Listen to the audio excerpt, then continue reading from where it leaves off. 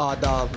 आप सुन रहे हैं मेरे यानी अदनान के साथ ऑब्जर्वर पोस्ट पर खबरनामा।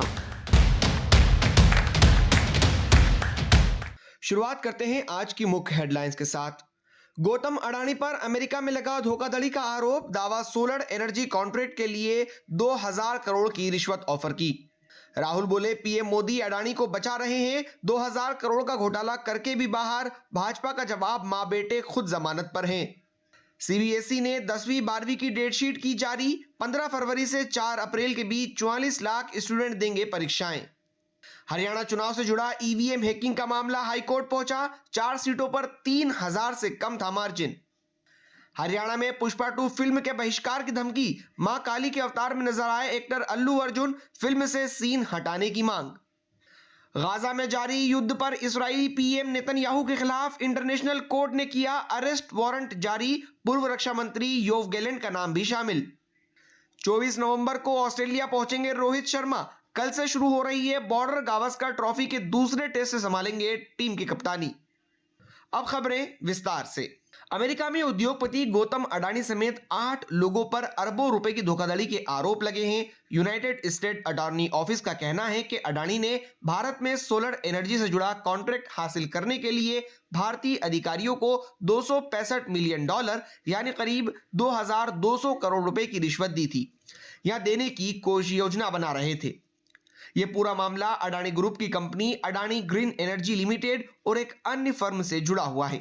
24 अक्टूबर 2024 को न्यूयॉर्क की फेडरल कोर्ट में यह केस दर्ज हुआ था। बुधवार को इसकी सुनवाई में गौतम अडानी, उनके भतीजे सागर अडानी, विनीत एस जैन, रंजीत गुप्ता, साइरियल केबेनिस, सौरभ अग्रवाल, दीपक मल्होत्रा और रुपेश अग्रवाल को आरोपी बनाया गया है।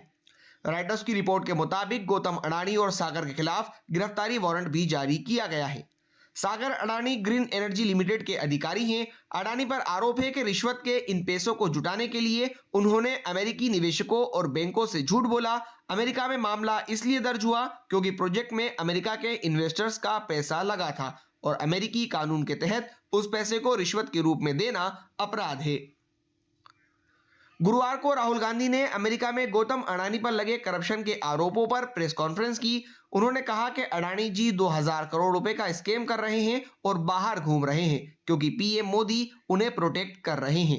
गौतम अडानी ने अमेरिका में क्राइम किया है लेकिन भारत में उन पर कुछ नहीं हो रहा है। अडानी की प्रोटेक्टर सेबी की चेयरपर्सन माधवी बुच पर केस होना चाहिए।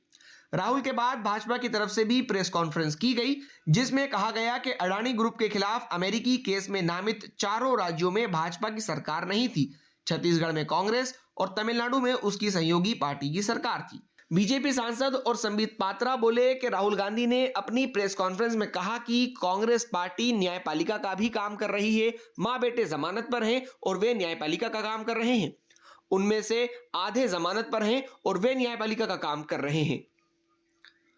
केंद्रीय माध्यमिक शिक्षा बोर्ड यानी सीबीएसई ने बुधवार को देर रात 10वीं और 12वीं बोर्ड परीक्षाओं की तारीखों का ऐलान कर दिया। परीक्षाएं 15 फरवरी से होगी। 10वीं की परीक्षाएं 18 मार्च तक और 12वीं की परीक्षाएं 4 अप्रैल तक चलेंगी। पहली बार परीक्षा से 86 दिन पहले डेटशीट जारी की गई है। इसकी वजह यह है कि इस बार स्कूलों ने समय से LOC यानी लिस्ट ऑफ कैंडिडेट्स भरा है। इस सेशन में 44 लाख स्टूडेंट परीक्षा देंगे। परीक्षा सुबह 10:30 बजे शुरू होगी। 10वीं क्लास के लिए पहला एग्जाम अंग्रेजी का होगा। साइंस का एग्जाम 20 फरवरी को होगा जिसमें सिर्फ 1 दिन की छुट्टी दी गई है। वहीं 12वीं क्लास के स्टूडेंट्स के लिए 15 फरवरी को एंटरप्रेन्योरशिप का एग्जाम है। फिजिक्स का एग्जाम 21 फरवरी को होगा और 27 फरवरी को केमिस्ट्री की एग्जाम होगी। हरियाणा विधानसभा चुनाव में ईवीएम हैक का मामला अब पंजाब हरियाणा हाईकोर्ट पहुंच गया है। कांग्रेस के प्रदेश अध्यक्ष उदय भान ने दावा किया है कि चुनाव में 14 विधानसभा सीटों पर धांधली की गई है जिसके लिए पार्टी के पास पर्याप्त सबूत हैं।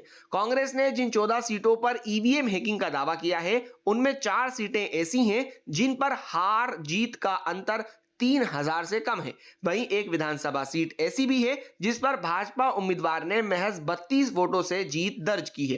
कांग्रेस अध्यक्ष उदय भान ने हरियाणा विधानसभा चुनाव के नतीजे ईवीएम हैक करके बदलने का बड़ा आरोप लगाते हुए कहा कि 8 अक्टूबर को चुनाव के नतीजों से पहले कांग्रेस के हरियाणा प्रभारी दीपक बाबरिया को एक मैसेज मिला था दीपक बाबरिया को चुनावी नतीजों से पहले सुबह 7:30 बजे मैसेज आया, जिसमें कहा गया कि कांग्रेस 14 सीट लूज करेगी। इस मैसेज में 14 विधानसभा सीटों को ईवीएम को हैक करके बीजेपी जीतेगी, यह दावा किया गया था।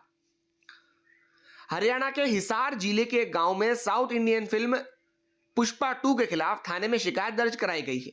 इस शिकायत में धार्मिक भावनाओं को ठेस पहुंचाने की बात कही गई है।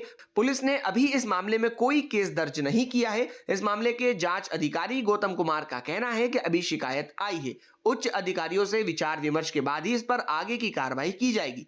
ये शिकायत हिसार के जुगलान निवासी कुलदीप कुमार ने दर्ज कराई है। कुलदीप ने कहा है कि पैसों के खातिर जानबूझकर एक धर्म विशेष का अपमान करने की कोशिश की जा रही है। कुलदीप ने कहा कि अगर फिल्म इसी तरह चलती रही तो वो इसे हिसार हरियाणा में रिलीज होने नहीं देंगे।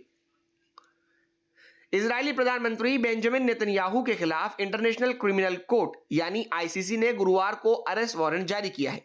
नेतन्याहू के खिलाफ गाजा में युद्ध अपराध वॉर क्राइम का आरोप है। इस मामले में इजराइल के पूर्व रक्षा मंत्री योव गैलेंट और हमास के पूर्व कमांडर मोहम्मद दाइफ के खिलाफ भी वारंट जारी हुआ है। वारंट जारी करते हुए आईसीसी ने कहा कि गाजा में भूखमरी और फिलिस्तीनियों के खिलाफ अत्याचारों के लिए नेतन्याहू और गैलेंट को जिम्मेदार ठहराए जाने के लिए ठोस आधार हैं। वारंट में मोहम्मद दाइफ को इजराइल में 7 अक्टूबर को बड़े पैमाने पर हत्याओं और लोगों को बंधक बनाकर साथ ले जाने का आरोप है। हालांकि इजराइल ने दावा किया था कि उसने जुलाई में एक हमले में मोहम्मद दाइफ को मार दिया था। टेस्ट और वनडे में भारत के रेगुलर कप्तान रोहित शर्मा 24 नवंबर को ऑस्ट्रेलिया पहुंचेंगे। वो पर्थ में टीम से जुड़ेंगे, लेकिन टेस्ट टीम का हिस्सा नहीं होंगे। वो दूसरे टेस्ट मैच से टीम की कप्तानी संभालेंगे। रिपोर्ट्स के मुताबिक रोहित ने इस बारे में बीसीसीआई को इन्फॉर्म कर दिया था। रोहित की गैरमौजूदगी में पहला टेस्ट तेज गेंदबाज जसप्रीत बुमराह की कप्तानी में खेला जाएगा। वहीं केएल राहुल ओपनिंग कर सकते हैं। रोहित के अलावा बाकी भारतीय टीम 10-11 नवंबर को ऑस्ट्रेलिया के लिए रवाना हुई थी। रोहित ने बीसीसीआई और सिलेक्शन कमेटी को पहले ही बता दिया था कि वे पर्थ टेस्ट को मिस करने वाले हैं। आपको बता दें कि टीम इंडिया के टेस्ट और वनडे कप्तान रोहित शर्मा दूसरी बार पिता बन गए हैं। उनकी पत्नी रितिका सचदेव ने 15 नवंबर को देर रात बेटे को जन्म दिया। रोहित ने अपने बच्चे के जन्म के लिए ही टीम इंडिया से ब्रेक लिया था।